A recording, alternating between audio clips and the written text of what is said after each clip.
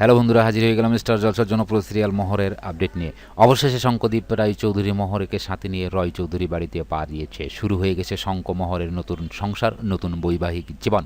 কিন্তু এই নতুন জীবনে পা রাখার সাথে সাথে শ্রেষ্ঠার নজর পড়েছে। আমরা প্রত্যেকেই জানি মোহরকে এই পৃথিবী থেকে সরিয়ে ফেলার একটা বিরাট বড় নোংরা চক্রান্তের জাল বুনেছিল শ্রেষ্ঠা। যদিও তা বাস্তবায়িত হয়নি, মোহর শঙ্কের প্রকৃত ভালোবাসা জয়লাভ করেছে আর হেরে গিয়েছে শ্রেষ্ঠার সমস্ত চক্রান্ত। মোহর শঙ্কের বিয়ের আগেও রয় চৌধুরী বাড়িতে শ্রেষ্ঠার আনাগোনা লেগেই থাকতো, কিন্তু বিয়ের পরেও কি শঙ্কদীপ রায় চৌধুরী ও মোহরের সংসারে আগুন লাগানোর জন্য রয় চৌধুরী বাড়িতে শ্রেষ্ঠার আনাগোনা লেগেই থাকবে?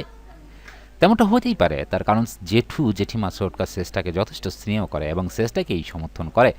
আসলে শ্রেষ্ঠা যে ওই বাড়ির বউ হবে এমনটা তো চেয়েছিল জেঠু জেঠিমা ছোটকা। শুধু তাই নয়, ছোটকা শ্রেষ্ঠাকে কথাও দিয়েছে কোনো না কোনো একদিন সময় নিশ্চয় আসবে যেদিন মোহরকে সরিয়ে শঙ্ককে তুলে দিবে শ্রেষ্ঠার হাতে।